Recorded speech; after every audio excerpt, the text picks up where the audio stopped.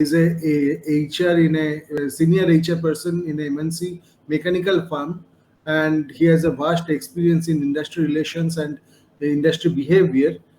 So Shubhamoy already এর মধ্যে একটা মেজর অ্যাক্সিডেন্ট ফেস করেছে বলে he is right now working from home. সেই জন্য শুভময় হয়তো ভিডিওটা তোমরা হয়তো অন করতে পারবে না। আহ, তো সেখানে আই গেস শুভময় ভয়েসটা হয়তো শুনতে পাবে এখন। শুভময় আরো there? Yes, I am there. Yes. Over to you Shubhamoy, thank you. Yeah. First of all সবাইকে এখন অলরেডি নাইট হয়ে গেছে, গুড নাইটই বলা বেটার। তবুও বলবো ওয়েলকাম আমাদের, this is the first session. আর সবাই যদি বাংলায় কমফোর্টেবল হয় আমি বাংলায় কন্টিনিউ করবো, আর I will continue in English. Okay okay okay, thank you all. First of all আমি যেটা স্বাগত আমার একটা ছোট ইন্ট্রোডাকশন দিয়েই দিয়েছে, অলরেডি আমার একটা ছোট ইন্ট্রোডাকশন দিয়ে দিয়েছে। I am N HR person, almost about 10 years about to complete my into my journey.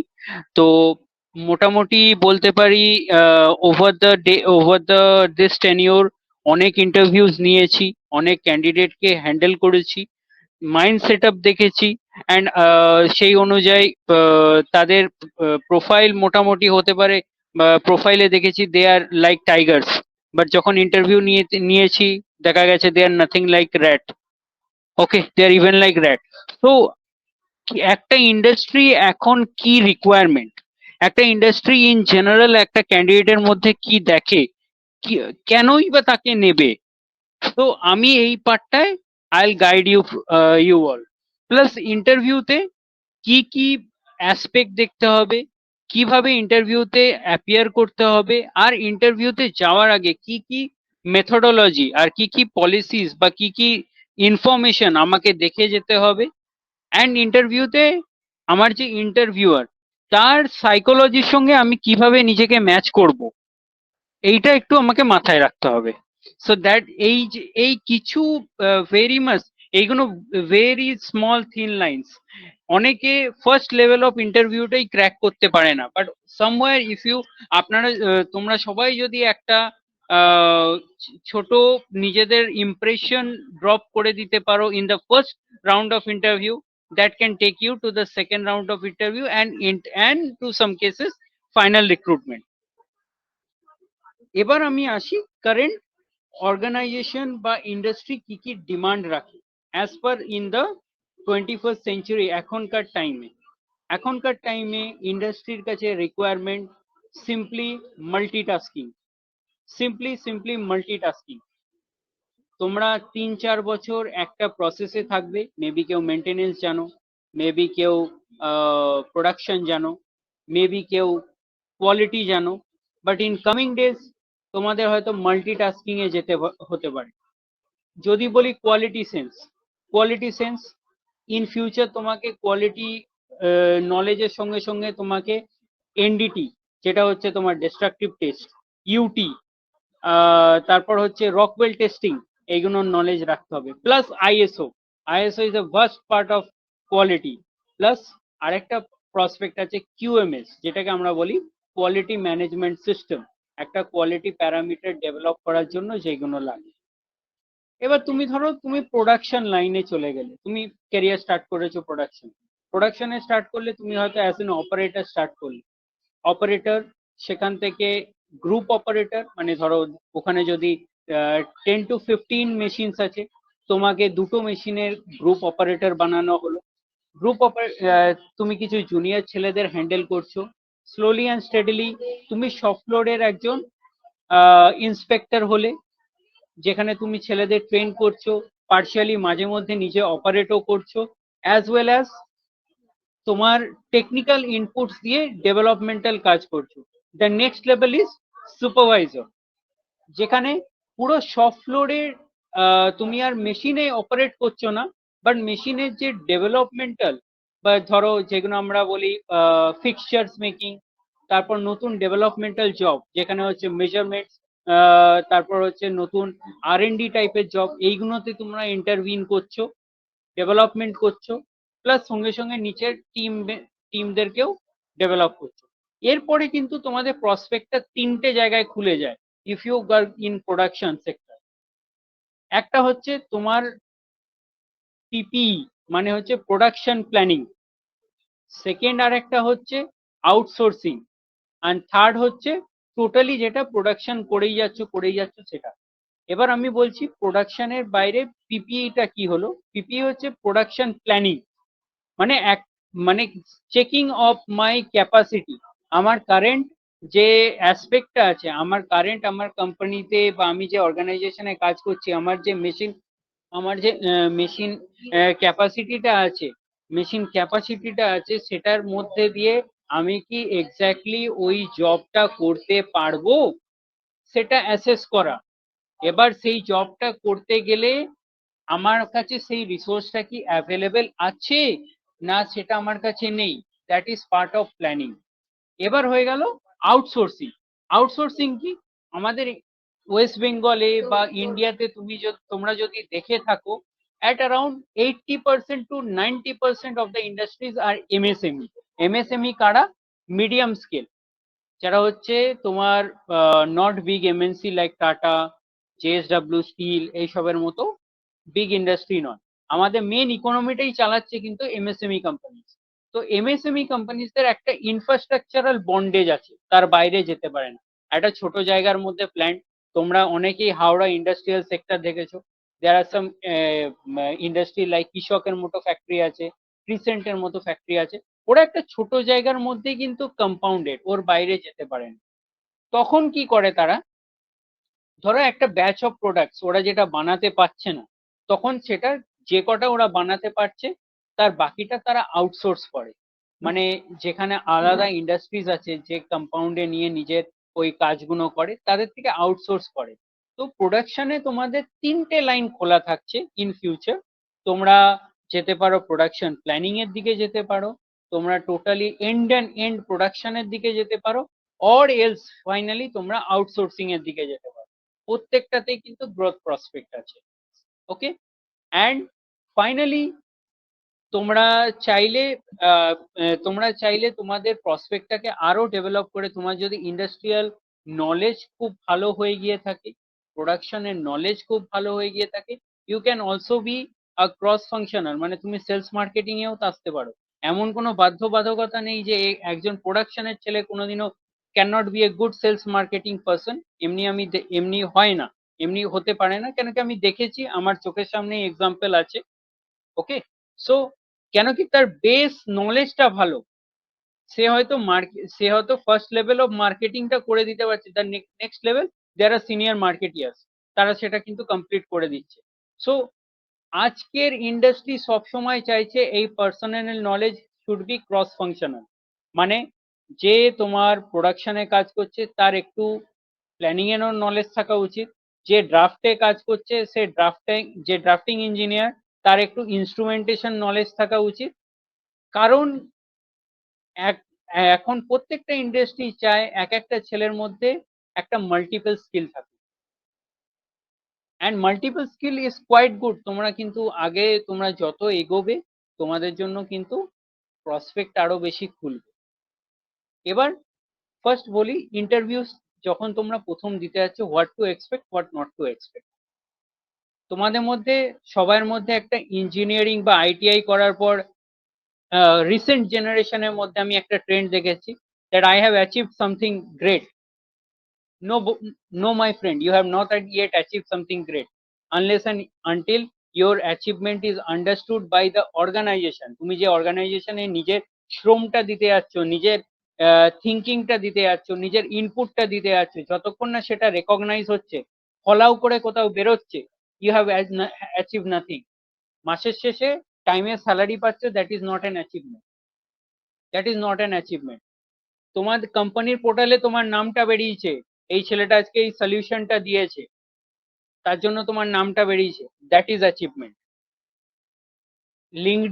LinkedIn বলে একটা আমাদের সব প্রফেশনালদের একটা পোর্টাল আছে, ওখানে কোনো গ্রুপের মধ্যে থেকে তুমি আজকে একটা অ্যাওয়ার্ড পেয়েছো, that is achievement, not the salary you are getting.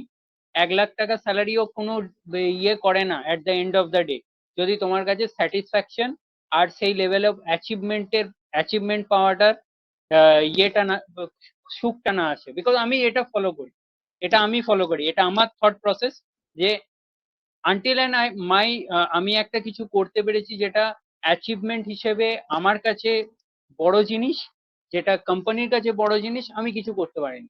Company is just paying me the salary and I am doing my clerical job, আর কিচ্ছু না। এবার যে প্রসপেক্টটা আমি তোমাদের বললাম, ইন্টারভিউতে ইন্টারভিউতে তোমরা একটা পার্সনকে পাবেই, যার দেখবে তোমাদের বন্ধুও হতে পারেন তিনি, আর তোমাদের খুব খারাপ শত্রুও হতে পারেন, তিনি হচ্ছেন এইচআর। যেমন আমি আমি এর মানে এই নয় আমি বলবো না নিজেকে আমি তোমাদের শত্রু। আমি সব সময় ট্রাই করি ছেলেদের মধ্যে, ছেলেদের মাইন্ড, ছেলেদের থট প্রসেস জানার জন্য। এবার আমি তোমাদের বলতে চাই কেন আমি এইচআর প্রসেসে এসেছি, কেন শত্রুদের আমি সত্যি এইচআর কাছে রাখতে হয়, কিন্তু হ্যাঁ একটা জিনিস বলবো, এক্স্যাক্টলি শত্রুদের কিন্তু এক্স্যাক্টলি সবসময় কাছে রাখতে হয়। আমি কেন এইচআর ফিল্ডে এসেছি, তোমাদের মধ্যে এখানে অনেকেই ইঞ্জিনিয়ারিং, কিন্তু ইফ আমি হলপ করেও বলতে পারি, তোমার পাশের বন্ধুটি করছে বলে, বা তোমার বাবা তোমাকে ফোর্স করেছে বলে, বা তোমার কোনো গার্লফ্রেন্ড তোমাকে ফোর্স করেছে বলে তোমরা করছো, কেউ কিন্তু নিজে ইন্টারেস্টের through আসুনি। none of you have come, maximum আমি যদি বলি 95% of the engineer have not come with the interest of becoming engineer from themselves. আমি এইচআর ফিল্ডে কেন এসেছি বললাম, তোমাদের যেটা আমি বলতে চাই, এটা আমি নিজে রিয়েলাইজ করেছি। আমি নিজে মিডিয়কার স্টুডেন্ট ছিলাম, খুব একটা ভালো ছিলাম না। তো প্যারেন্ট টিচার্স মিটিং এ আমার ফাদারকে ডাকা হতো, র্যান্ডম আমার নামে কথা শোনানো হতো, আমার বাবার খারাপ লাগতো। My father was an teacher, আমি যেখানে থাকতাম ওনার মাঝে মাঝে সম্মানটা ডাউন হয়ে যেত, তখন খুব খারাপ লাগতো। তখন এই জিনিসগুলো, হিউম্যানিটিস জিনিসটা বুঝতাম না। আস্তে আস্তে আমি একটা জিনিস উপলব্ধি করলাম, একটা মানুষের বিহেভিয়ার তার হাতের 5টা আঙুলের মতো, তার মধ্যে স্কিল কারোর মধ্যে বেশি আছে, কারোর মধ্যে কম আছে। তো why not I Endeavour into that knowledge, যেখানে আমি নিজের ইনপুট দিয়ে যা স্কিল কম তাকে ডেভেলপ করে আগে তুলতে পারি, যে অলরেডি গুড পারফর্ম করছে তাকে সাপোর্ট দিয়ে আরো বেটার জায়গায় আনতে পারি। That is the my motto of selecting human resource. কি করে তাদেরকে রিওয়ার্ড সিস্টেম দেওয়া যায়, কেউ ভালো করছে, একটা এইচআর এর থেকে অ্যাপ্রিসিয়েশন মেন, ইট ডিটারমাইন্স আ লট। কেন কি বছরের শেষে তোমাদের যখন অ্যাপ্রেজালস হবে না, এইগুলো কিন্তু কাউন্টিং এর মধ্যে নেওয়া হয়, কে কতগুলো অ্যাপ্রিসিয়েশন পেয়েছে, কিসের জন্য, কিছু ডেভেলপমেন্টাল কাজ করেছে কিনা, এইগুলো সব দেখা হবে। তো কোনো এইচআর হতে পারেন দেখবে তোমার ইন্ডাস্ট্রিয়াল ফিল্ড থেকে, আমি যেমন একজন plain MBA person plus industrial psychologist, but কোনো এমনও অনেক এইচআর আছেন যিনি তোমার মেকানিক্যাল করেছেন বা বিটেক করেছেন, ইয়ে করেছেন, তারপর এমবিএ করে আবার এইচআর হয়েছে। তো তিনি হয়তো তুমি যে প্রসেসটার ইন্টারভিউ দিতে যাচ্ছ তার ব্যাপারে কিন্তু অনেকটাই ভালো জানেন। আমিও যখন কোনো প্রসেসের ব্যাপারে ইন্টারভিউ নিই, আমিও নিজেকে স্টাডি করি, যাতে তোমরা যে উত্তরটা দিচ্ছ আমি তাকে কাউন্টার করতে পারি। তো যখনই কোনো ইন্টারভিউতে যাবে, প্রসপেক্ট হচ্ছে যখন ইন্টারভিউতে চলছে তোমার, একটা ইন্টারভিউয়ারের সঙ্গে আই টু আই, চোখে চোখ রেখে কথা বলবে। আর সবসময় ট্রাই করবে, যখনই তোমার, এটা একটা সাইকোলজিক্যাল ট্রিক আমি তোমাদের বলে দিই, এটা আমিও ফলো করি।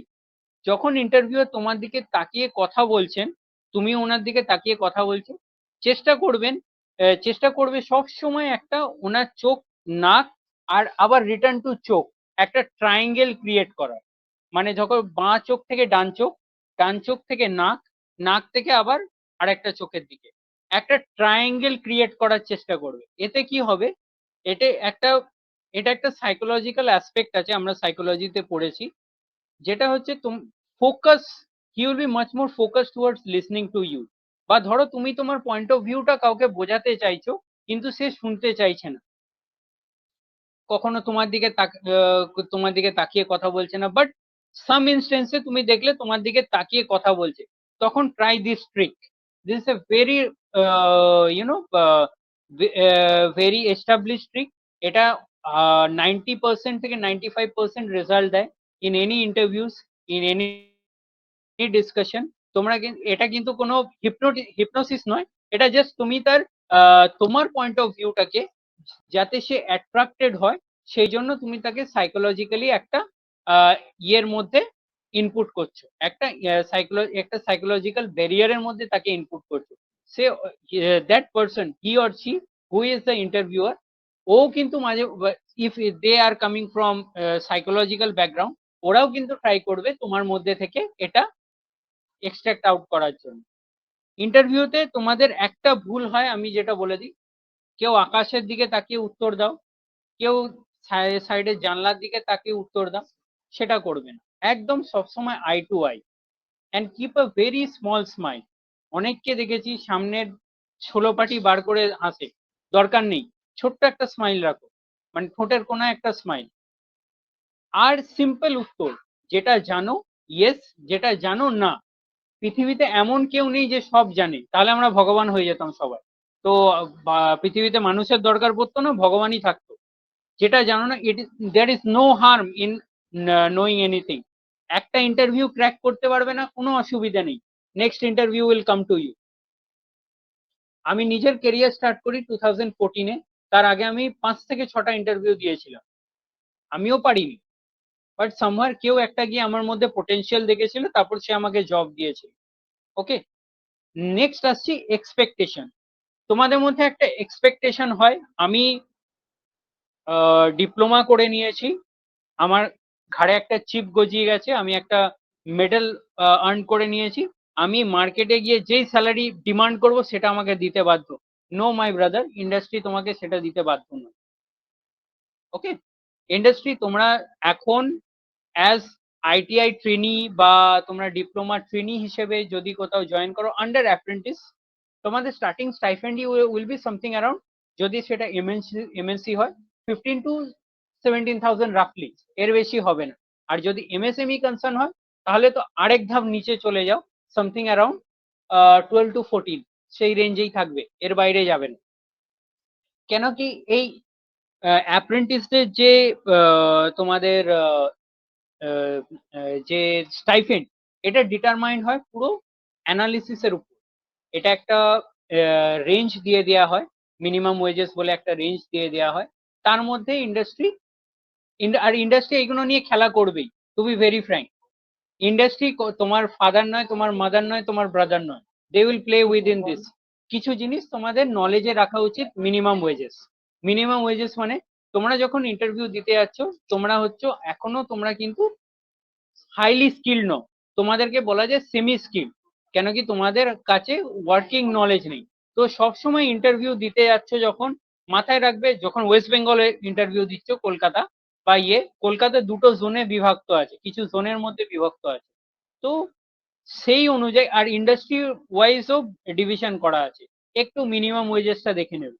সেখানে তোমাকে যদি ইন্ডাস্ট্রি তার নিচে তোমাকে বলে, তুমি ডিমান্ড করতে পারবে, স্যার আমার কিন্তু as per West Bengal labour law, আমার কিন্তু ইন্ডাস্ট্রিয়াল ওয়েজেস অনুযায়ী আমার কিন্তু এই স্টাইফেন্ডটা হয় as semi skill.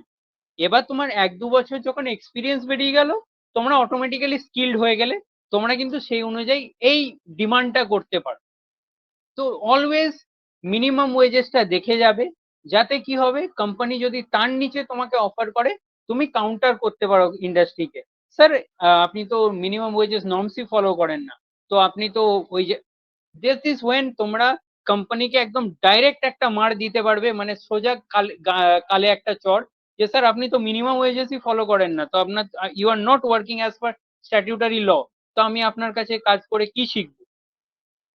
Always keep this, নিজেদেরকে ইনফরমেটিভ রাখো। সেকেন্ড, যেই ইন্ডাস্ট্রিতে ইন্টারভিউ দিতে আছো, যেই কোম্পানিতে ইন্টারভিউ দিতে যাচ্ছ, সেই ইন্ডাস্ট্রি কি প্রোডাক্ট বানায় সেটা দেখে যাও। আমি এমনও অনেক সিনিয়র দেখেছি, আমি আজকে সকালেই, আমি ওয়ার্ক ফ্রম হোম করছি, বাট আজকে আমি রিগারাসলি ইন্টারভিউ নিচ্ছিলাম, আমি একজন সেলস ব্যাক এন্ডের ইন্টারভিউ নিচ্ছিলাম সেলস সাপোর্টের জন্য। দ্যাট ওয়াজ, তারা যে কজন আজকে ইন্টারভিউ দিয়েছে সবাই 10 থেকে 12 বছর এক্সপিরিয়েন্স, তারা কেউ কিন্তু আমার কোম্পানির ডিটেলস কেউ দেখেনি, আদার দেন ওয়ান লেডি, একজন ফিমেল ক্যান্ডিডেট, উনি ছাড়া আর কেউ দেখেনি। সো দ্যাটস ওয়াই এখানেও একটা নেগেটিভ পয়েন্ট হয়ে যায়। কোম্পানি কি করে, নেচার অফ বিজনেস কি, কোম্পানি কবে এস্টাবলিশ হয়েছিল, কোম্পানির টার্নওভারটা জানাটা একটু শক্ত, বাট অনেক কোম্পানির কিন্তু ওদের ওয়েবসাইটে টার্নওভার দেওয়া থাকে, মানে কত কোটি টাকা টার্নওভার, মানে ওদের ফিনান্সিয়াল স্টেটমেন্ট দেওয়া থাকে, ওইগুলো দেখে যাও। যদি কোম্পানি মাল্টিপল প্রসেস থাকে, মানে সে ধরো ইঞ্জিনিয়ারিং এও আছে, ইলেকট্রিক্যালেও আছে, সে ধরো পিপি, মানে যেটা হচ্ছে আমরা ইপিসি ইপিসি টাইপ কোম্পানিজ বলি, ইপিসি টাইপ কোম্পানিজ বলি, ইনফ্রাস্ট্রাকচারালেও আছে। তুমি যেই প্রসেসটার জন্য যাচ্ছ প্রত্যেকটার তার তার ব্যাপারে একটু মেজরলি দেখে যাবে, 20 to 40 to 50%, আর বাকিগুলোর ব্যাপারে অ্যাটলিস্ট 20 to 25% টাচ করে যাবে, বাকি যে বিজনেস গুলো কোম্পানির আছে।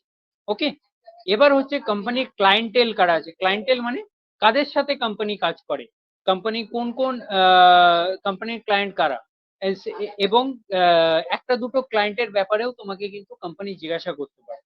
তো this are the few things in an interview. আর একটা জিনিস, নিজের সিভিতে যখন কিছু মেনশন করবে, হাই ফাই স্কিল ওয়ার্ডস কিচ্ছু দেবে না। 5S, তোমরা যারা 5S এর মানে জানোই না, 5S দিয়ে লাভ নেই। Always keep simple. তোমরা ফ্রেশার, সিভি এক পাতার রাখবে, অলওয়েজ এক পাতার। আমি আজ 10 ইয়ার্স অফ এক্সপিরিয়েন্স হয়ে গেছে, আমার সিভি কিন্তু এখনো এক পাতারই আছে। আমার সিভি কিন্তু, আমার এটা হচ্ছে 4th কোম্পানি, বাট আমার সিভি কিন্তু এক পাতার। তার কারণ কি, অপোজিট দিকে যে ইন্টারভিউটা যখন আমার ইন্টারভিউ নেয়, তার মধ্যে কিন্তু জিজ্ঞাসা বাড়ে, এ কি করেছে, কেন এত কনসাইজ, এত ছোট ছোট কেন মেনশন করেছে, আমি ইলাবোরেটলি জানতে চাই। সো আমি অটোমেটিক্যালি বলটা তার গোলেই ঠেলে দিই যে তুমি আমাকে জিজ্ঞাসা করো আমি আমার মধ্যে কি আছে। তো অলওয়েজ চেষ্টা করবে হাইফাই কি স্কিল বা কিওয়ার্ডস না দিয়ে, যদি না সেটার প্রসপেক্টে তোমার নলেজ নেই, যদি সেটার প্রসপেক্টে তোমার নলেজ আছে তবেই দাও। কেন কি, ইন্টারভিউতে গিয়ে ব্লান্ডার করার থেকে ব্লান্ডারটা যাতে না হয় সেই স্টেপটা নেওয়াটাই ফেভারেবল। ওকে, এবার তোমরা বলবে স্যার আপনি তো একটা এমএনসি তে আছেন, আপনি already you are doing well, আর আমি যেখানে আছি আমাকে কোয়াইট লং ট্রাভেল করতে হয়। আমি নয়ডায় পোস্টেড, বাট আমাকে কাজের সূত্রে ছত্তিশগড়ে আমাদের একটা প্ল্যান্ট আছে, ওখানে ট্রাভেল করতে হয়। টুমকুর কর্ণাটকাতে একটা প্ল্যান্ট আছে, ওখানে ট্রাভেল করতে হয়। রিগারাসলি ইন্টারভিউজও চলছে, ক্যান্ডিডেট হায়ারিংও চলছে। তো ইন ফিউচার হয়তো তোমাদের ইন্টারভিউ আমিও নিতে পারি ইন কামিং ডেজ। অ্যান্ড আমি একটা ক্যান্ডিডেটের তোমার কি স্কিল ছাড়াও তার মধ্যে কি হিউম্যানিক স্কিলস আছে, তার মধ্যে কি এথিক্যাল নেচারটা আছে, সেইগুলো দেখি। ইন্টারভিউ অ্যাপিয়ারেন্স দেখি। তোমরা ইন্টারভিউতে যখন যাচ্ছ চেষ্টা করবে যতটা সম্ভব ফর্মালস পরে যাওয়া। Don't try to wear jeans, T shirt, or sneakers, জুতো পরে যাওয়ার, নর্মাল ফর্মাল শুজ পরে যাওয়ার। This are very small small things, but এইগুলো খুব চোখে পড়ে। ওকে, আমরা ইন কামিং ডেজ আমি কেন ওয়ে টু প্রোর সাথে অ্যালাইন্ড হয়েছি আমি তোমাদের বলি। আমি নিজের লাইফে আমি কখনো কিছু গাইডেন্স পাইনি, আমি যা শিখেছি কষ্ট করে, অনেক সময় ফ্যাসাদে পড়ে আমাকে শিখতে হয়েছে। আর ফ্যাসাদে পড়ে শিখতে হয়েছে কেন আমি তোমাকে বলছি, তোমাদের একটা সিনারিও বলছি। আমার লাস্ট অর্গানাইজেশনে যেখানে আমি অলমোস্ট 5 ইয়ার্স প্লাস কাজ করেছি, আমি জয়েন করার সেকেন্ড দিনেই আমার সিনিয়র যিনি তার ফাদার এক্সপায়ার করে যায়। আর তখন আমাকে দাঁড়িয়ে স্যালারি প্রসেসিং করাতে হবে, ওইটা আমার কাছে টোটালি নিউ। প্লাস পিএফ এর চালান জেনারেট করতে হবে, পিএফ ইএসআই চালান জেনারেট করতে হবে। আমি কি করেছিলাম, আমি ইউটিউবে গিয়ে প্রত্যেকটা ডায়েরিতে একটা করে স্টেপ লিখে রেখেছিলাম। আমি কিন্তু ওই স্টেপ গুলো ফলো করে করে 2-3 মাস কাজ করেছি। এখন সেটা আমার কাছে জল ভাত হয়ে গেছে। তো তোমার ইন্টারনেটে অ্যাভেলেবেল নেই এমন কিছু নয়, ইন্টারনেটে অনেক কিছুই অ্যাভেলেবেল। তোমরা নিজেদের ফোকাসটাকে, তোমরা যারা অলরেডি পাস আউট হয়ে গেছে, তোমাদের মধ্যে একটা প্রবলেম আছে। তোমাদের যেই আমি তোমাদের বুকিশ যেই লেসন্স গুলো জিজ্ঞাসা করব, তোমরা একটাই কথা বলো, স্যার আমি তো ডিপ্লোমা পাস আউট করেছি 2 বছর আগে, আমার আর মনে নেই। আমি গ্রাজুয়েশন পাস করেছি মোটামুটি 2012-তে, 2011-12-তে। কিন্তু আমাকে তুমি যদি বিকম ফাইন্যান্সের কোনো কোয়েশ্চেন করো, আমি অ্যাটলিস্ট ABCD XYZ তার বলে দিতে পারবো। এইটার আরেকটা কারণ, যেটা অলরেডি সুব্রত স্যার বলেছেন, অমিত দাও বলেছেন, কোথাও গিয়ে তোমাদের ইন্ডাস্ট্রিতে যেই ক্যাপাবিলিটিটা দরকার, যে ইঞ্জিনিয়ারিং এথিক্স, যে ইঞ্জিনিয়ারিং নলেজটা দরকার, সেটা তোমার ইনস্টিটিউট তোমাকে দিতে পারেনি, সেই এক্সপোজারটা তোমাকে দিতে পারেনি। দ্যাট ইজ হোয়াই আমরা ওয়ে টু প্রোটা ডেভেলপ করেছি। আমরা যেটা পারিনি বা আমরা যেটা পাইনি আমাদের টাইমে, সেটা আমাদের নলেজ থেকে তোমাদেরকে এনরিচ করা, যাতে কামিং ডেজে তোমাদের কাছে রোড ব্লকস না হয়ে যায়। একটা ইন্টারভিউ পারলে না, বাট নেক্সট ইন্টারভিউ তুমি ক্র্যাক করে দিলে, দ্যাট ইজ দ্য থিং। এটাই আমাদের থট প্রসেস। এর জন্য তোমাদের মক ইন্টারভিউস করা হবে, আমিও করব, যেগুলো একটু ভেরি স্ট্রিক্ট লেভেলের ইন্টারভিউসও হবে, যেগুলো এমএনসিস এ হয়, যেমন তোমার জেএসডব্লিউ টাটাতে যেমন স্ট্রিক্ট লেভেলের ইন্টারভিউস হয়, সেইগুলোও হবে। অ্যান্ড তোমাদেরকে এইভাবেই এথিক্যালি আর বিহেভিয়ারালি ডেভেলপ করা, এইগুলোই হচ্ছে আমাদের প্রসপেক্ট। প্লাস সাবজেক্টিভের জন্য তো সাবজেক্টিভ এক্সপার্টসরা আছেন, সুব্রত দা আছেন, সৈকত দা আছেন, প্লাস অমিত দা আছেন। They will be developing you on the subjective part. আমরা তোমাদেরকে ডেভেলপ করব behavioural part, interview ethics, as a professionalism, কেমন করে প্রফেশনালিজম এথিক্স গুলো ইয়ে করতে হয় তোমাদের মধ্যে। আর কাজের জায়গায় একটা জিনিস সবসময় মাথায় রাখবে, বস ইজ অলওয়েজ রাইট। বস কখনো তোমার ফ্রেন্ড হতে পারেন, বিকজ আমি কারেন্টলি যাকে বস হিসেবে পেয়েছি in my present organisation, I think that if that person was my boss during the start of my career, I could have been much more polished person. He's such a nice person, কারোর উপর চেঁচান না, কিছু নয়। And উনি চান আমি লোকের উপর চেঁচাই। He does this through me, and he gives me the opportunity to deal with আমাদের বাইরে যারা যারা এইচআর পার্সন আছে, আমাদের গ্লোবাল এইচআর যারা আছে, তাদের সঙ্গে ডিল করা।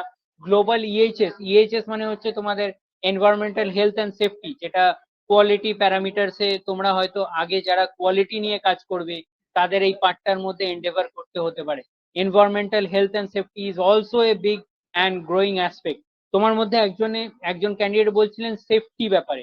সেফটিটা তোমাদের, আমি যেটা বলবো, সেফটি ডে ওয়ানে তুমি সেফটিতে কিন্তু ক্র্যাক করতে পারবে না। ডে ওয়ানে তুমি সেফটিতে ক্র্যাক করতে পারবে না। যারা সেফটিতে আজ কাজ করছে, তারা কিন্তু 1-2 বছর কোথাও না কোথাও কাজের নলেজ নিয়ে এসছে, তারপর সে সেফটি সার্টিফিকেশন করেছে, ডিপ্লোমা ইন ইন্ডাস্ট্রিয়াল সেফটি।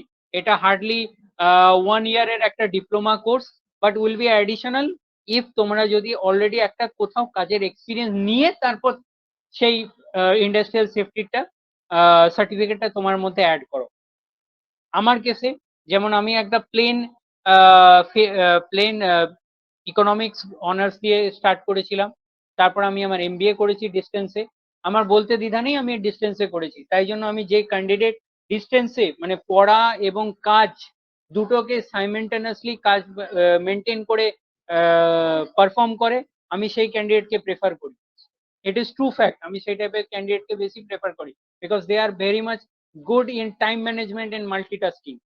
আর তারপর আমি আমেরিকান সাইকোলজিক্যাল অ্যাসোসিয়েশন থেকে ইন্ডাস্ট্রিয়াল সাইকোলজি ডিপ্লোমা করি। It is a 1 year subject. And এখন আমি আরেকটা এক্সটেন্সিভ এমএসসি করতে যাচ্ছি, industrial psychology. So that is the prospect. সবসময় আগে কোনো সার্টিফিকেশন অ্যাডিশনাল কোর্স করতে ঝাঁপিয়ে যেও না। করতে গেলে আগে নিজের ক্যাপিটাল করে নাও, নিজেকে ইকুয়ালি স্কিলফুলি ডেভেলপ করে নাও। টাইম আছে, টাইম কখনো পালাচ্ছে না, time will still be there, time will be with you people, but তোমাদেরকে ইউটিলাইজ করতে হবে সেটাকে। ওকে, সো হোপফুলি তোমাদের সাথে আবার দেখা হবে। আরো আমরা ইন ডেপথ ইন্টারভিউ প্রসেস কিভাবে চলে, ইন্টারভিউ পার্ট, ইন্টারভিউতে কি কি অ্যাসপেক্ট থাকে, ইভেন মক ইন্টারভিউস, এইগুলো করব। অ্যালং উইথ তোমাদের ক্যারিয়ার গোল মানে ক্যারিয়ার মাইলস্টোন, আমি তোমাদের একটা দুটো শেয়ার করব কিভাবে গ্রোথ হতে পারে, হোয়াট আর দ্য কি অ্যাসপেক্ট অফ গ্রোথ। যেমন কোন কোন জব রোলের মধ্যে তোমাদের বেশিরভাগ এন্ডেভার করা উচিত, কোথায় গিয়ে একটা টাইম পর গ্রোথ স্ট্যাগনেশন হয়ে যায়, সেইগুলোও আমি তোমাদের হাইলাইট করব। সেখান থেকে পাস আউট করে কি করে বেরোতে হয়, আর ইন্ডাস্ট্রিতে কি করে গুড ফ্রেন্ডলি রিলেশন মেনটেন করতে হয়, বাবা ভাই দাদা অবধি ঠিক আছে, গার্লফ্রেন্ড করতে যেও না বাবা। তোমাদেরকে এটা একটা আমি সাজেশন দিয়ে দিলাম। It will be very tough for you because don't make a love relation within your industry. It will be a big problem for your in professional terms in coming days. Never do it. It is দাদা হিসেবে suggestion তোমরা ধরতে পারো, or as a senior হিসেবে suggestion ধরতে পারো। Always focus on your work first. First you have to grow as a professional, then everything will fall into the bucket automatically. Okay.